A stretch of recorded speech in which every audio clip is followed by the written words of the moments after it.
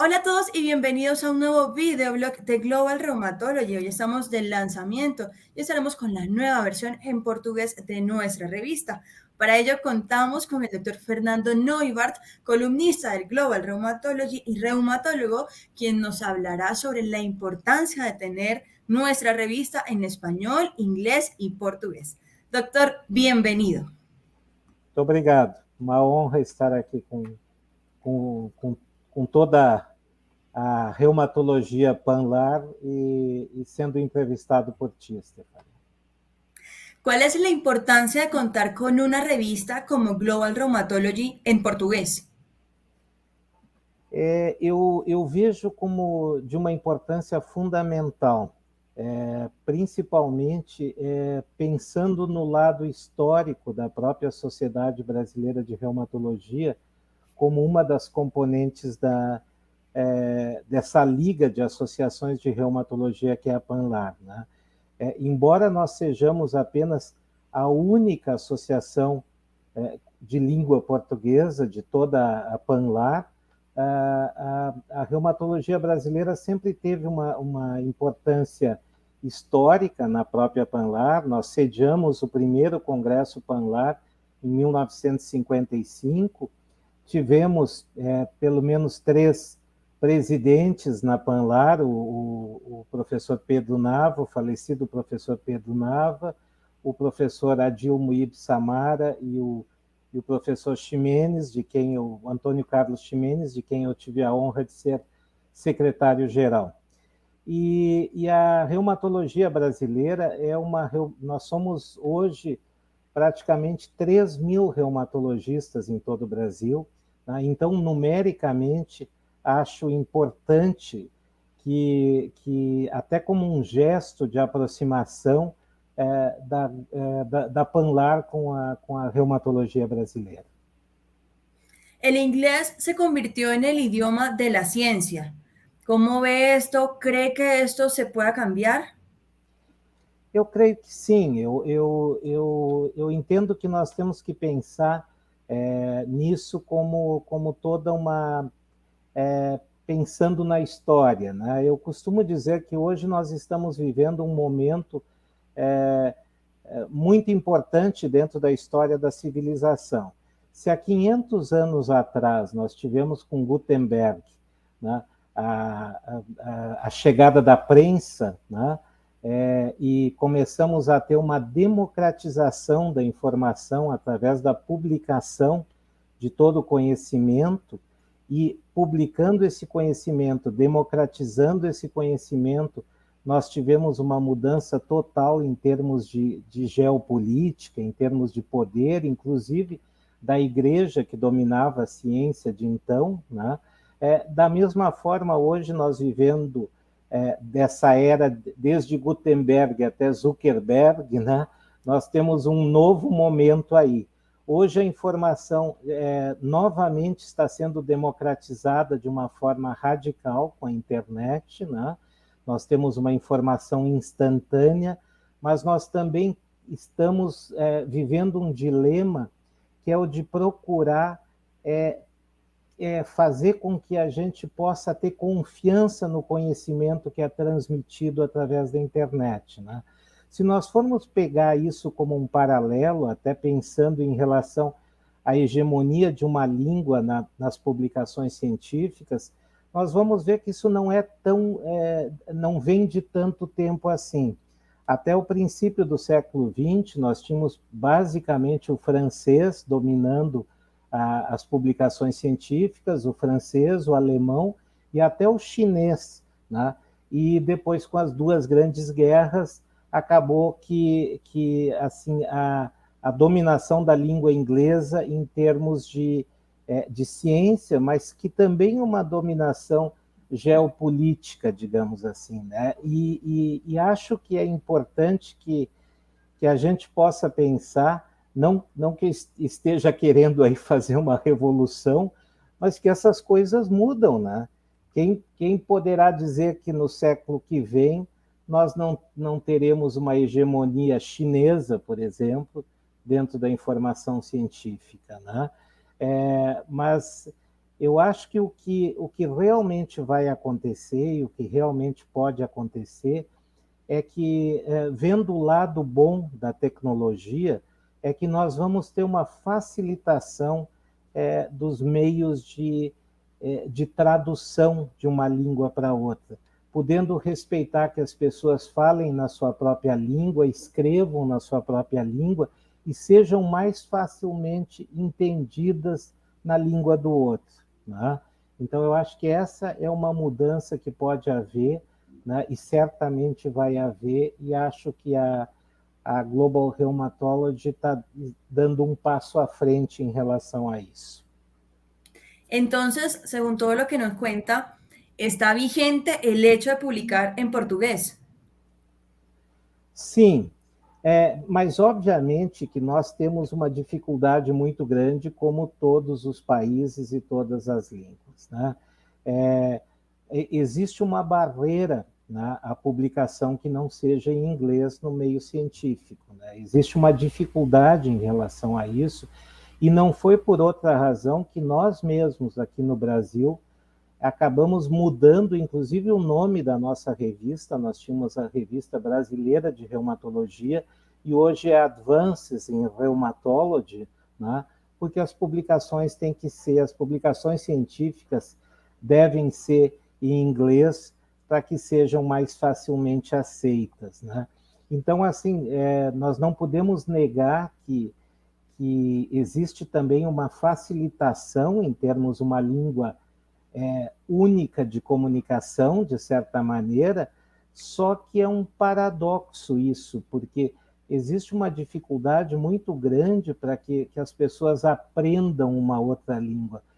Podem aprender até um certo ponto, até uma certa comunicação, mas quando a gente pensa que uma escrita de algo como ciência, existem tantas nuances, existem tantas peculiaridades que obrigar, digamos assim, alguém a escrever numa língua que não seja a sua língua pátria pode fazer com que se perca alguma coisa de naturalidade, se perde algumas coisas em termos de filigramas, em termos de pequenos detalhes que a ciência tem e que teriam importância se a gente pudesse realmente escrever na nossa língua e, de alguma forma, ser compreendido pelo outro na sua língua de origem, né?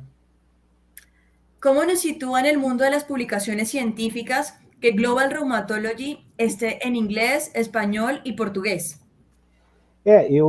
Como eu disse antes, eu acho que essa publicação, a gente tendo nessas três línguas, primeiro nós estamos cumprindo, digamos assim, uma obrigação com os próprios associados da Panlar, né? Eu acho que nós estamos tendo uma atitude de respeito em relação à língua dos associados, né? A língua das sociedades filiadas à Panlar, né? Eu acho que isso tem uma visão talvez até política, mas de respeito aos associados. Por outro lado, eu acho que isso estimula muito que as pessoas possam publicar nas suas línguas nativas e com esse sistema, então, de facilitação, de tradução, que possam ser entendidas pelos outros, né? Existem estudos que mostram, assim, que há uma diminuição muito grande, ou há uma demanda reprimida muito grande em termos de publicações científicas, quando não é na língua nativa, né? Mesmo aquelas pessoas que vivem há muito tempo, por exemplo, nos Estados Unidos ou na Inglaterra, né, às vezes têm dificuldade de publicar, ou tem estudos que mostram que elas, de alguma forma, elas ficam um pouco tolhidas em relação às suas publicações quando publicam na língua que não seja a sua própria língua de origem, né? Eu acho que essa questão de publicar na língua pátria, na língua materna, né, ela é muito importante, porque a ciência, ela não é a ciência, ou pelo menos a medicina, não é uma ciência exata.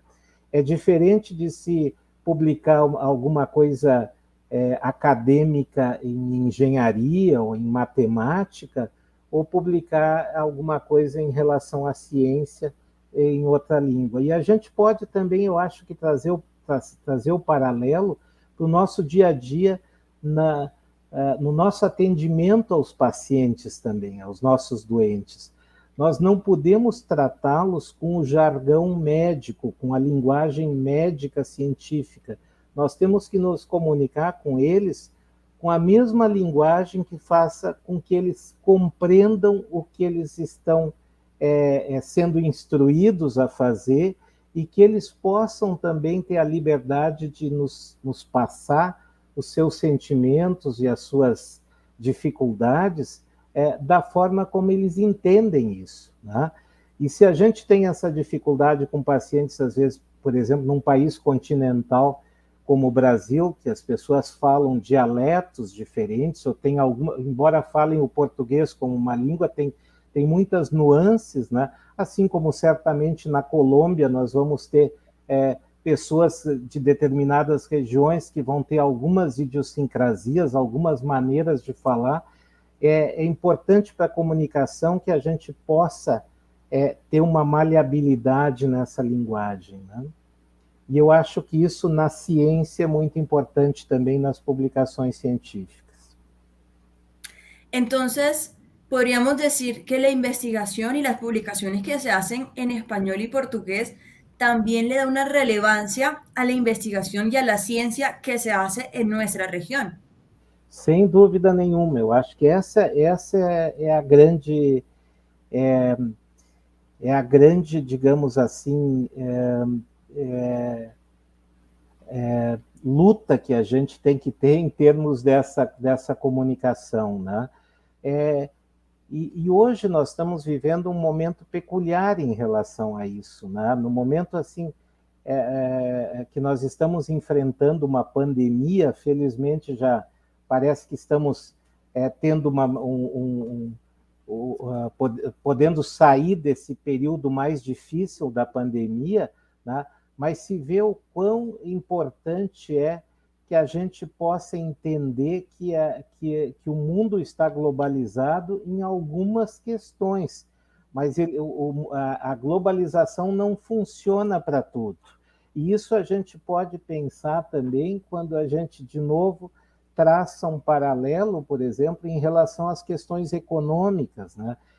Em relação às questões políticas, por exemplo, de uma hegemonia do euro na Europa e a questão do Brexit, né? Não se pode igualar países diferentes, igualar culturas diferentes, né? E tentar fazer com que elas tenham um mesmo padrão, seja numa moeda única, né? Seja numa língua única. Se nós fizermos isso, nós vamos perder muito da riqueza e da peculiaridade de cada país, assim como a gente perde muito da riqueza e da peculiaridade de cada ser humano, se nós formos pensar nos nossos pacientes como se eles fossem todos iguais, se eles fossem todos da mesma família, se eles tivessem todos a mesma doença, né? Passando um paralelo de novo em relação a isso, não se trata doenças, se trata pessoas que têm determinadas doenças, pessoas que têm determinadas patologias. Quando a gente vai tratar uma doença igual para todo mundo, nós não vamos acertar. William Osler já dizia isso. Não se trata um paciente, não se trata uma doença, mas se trata um paciente que tem uma doença, que apresenta uma doença. E isso faz toda a diferença. Entonces, que el inglés sea la lengua franca hace que se excluyan investigaciones de nuestros países en este proceso? Eu acho que não exclui propriamente dito, mas eu acho que dificulta.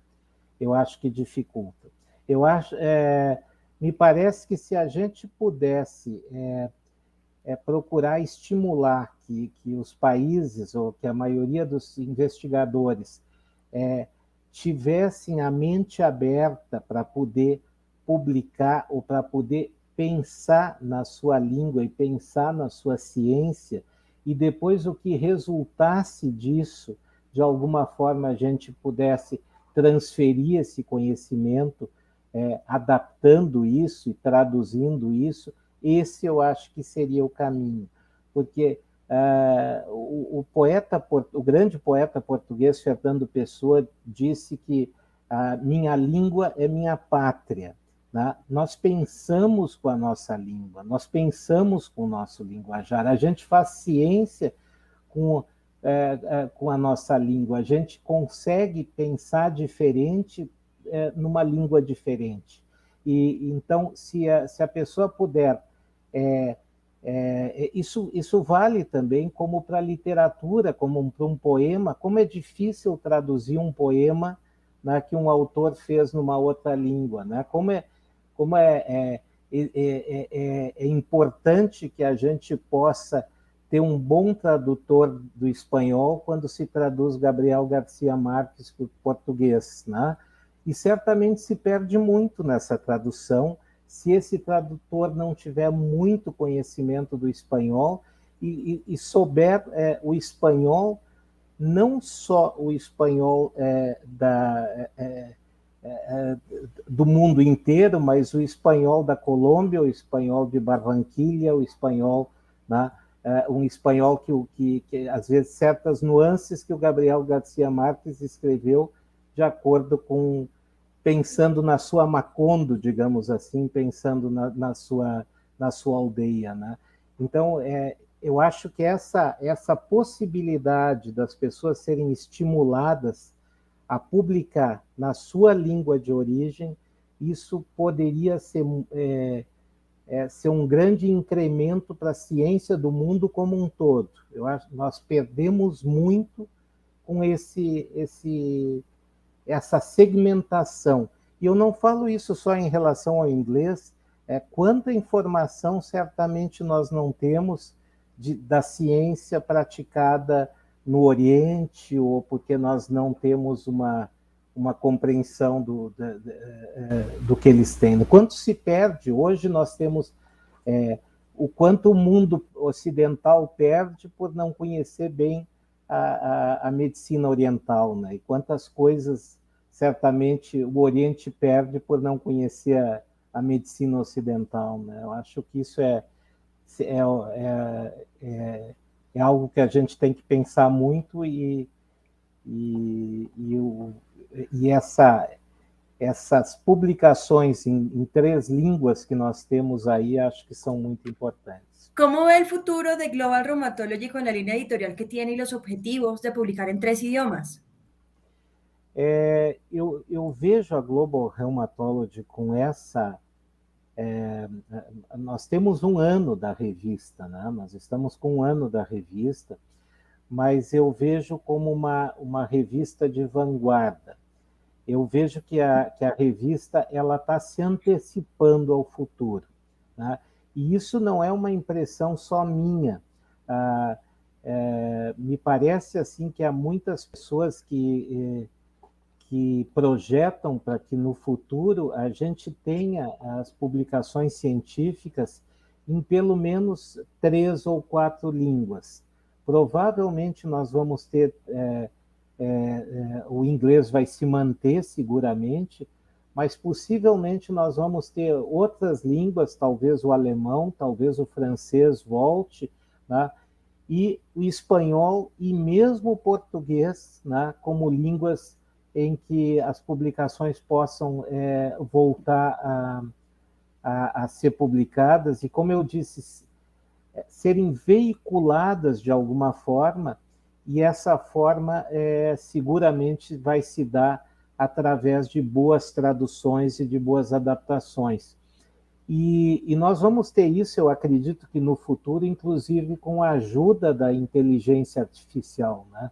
A inteligência artificial, até nesses tradutores hoje, ela ainda está é muito precoce, ela tá nos primeiros passos, mas ela tem já há avanços muito grandes em relação a isso, e eu acredito que vai avançar ainda mais. Eu acho que nós vamos ter, à medida que nós vamos podendo enriquecer esse sistema de inteligência artificial com mais nuances, com mais dialetos, com uma compreensão maior do que determinado termo pode ter, nós vamos ter uma facilitação ainda maior nas traduções, né? E com isso nós vamos estar podendo ter uma ciência muito mais natural, uma ciência muito mais verdadeira, uma publicação muito mais verdadeira.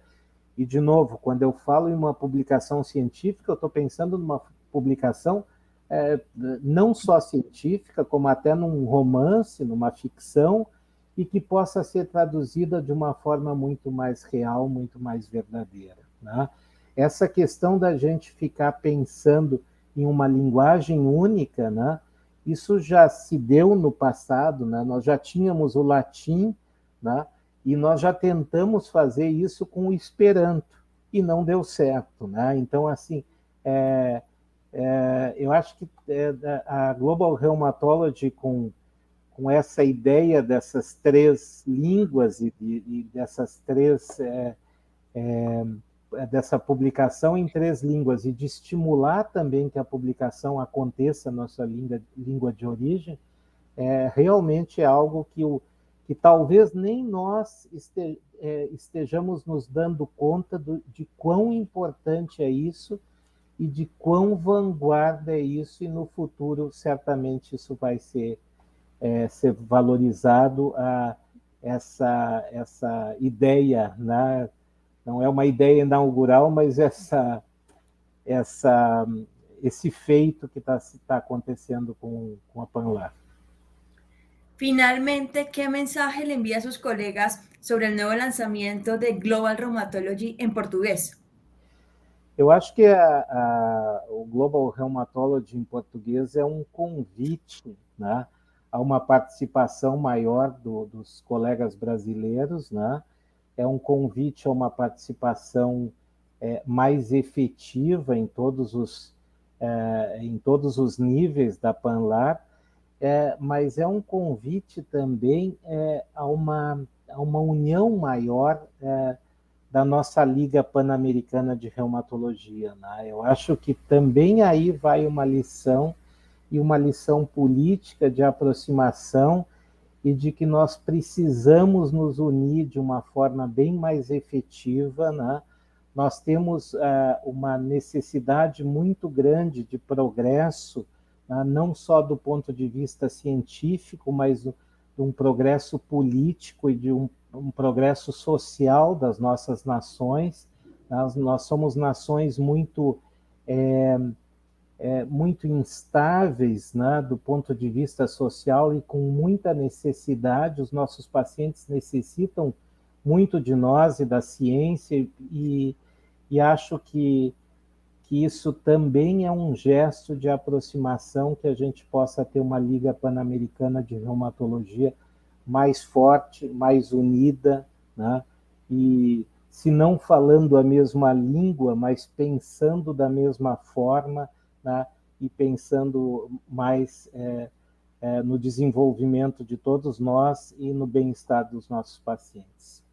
Então, me parece que é um grande convite a uma participação e a uma união, mas não só dos brasileiros, mas também uma aproximação de todos os irmãos latino-americanos, também de língua hispânica e até de língua inglesa, para que nos reconheçam melhor, que nós possamos nos reconhecer uns aos outros, né, de uma forma mais efetiva. Doctor, muchísimas gracias por acompañarnos en este nuevo videoblog de Global Rheumatology. Eu agradeço, e quero agradecer aqui, deixar o meu testemunho, inclusive, de quem está participando dessa revista desde o início.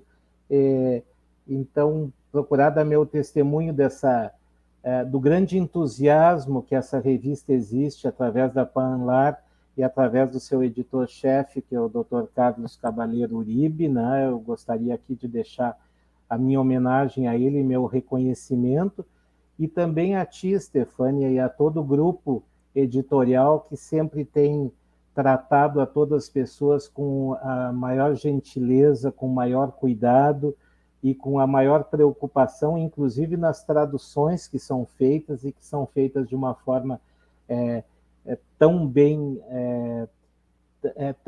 tão atenta e tão respeitosa em relação ao pensamento e à linguagem de cada um de nós. Então, muito obrigado e parabéns por tudo isso. Acho que estamos fazendo, sim, um grande feito histórico com essa Global Rheumatology.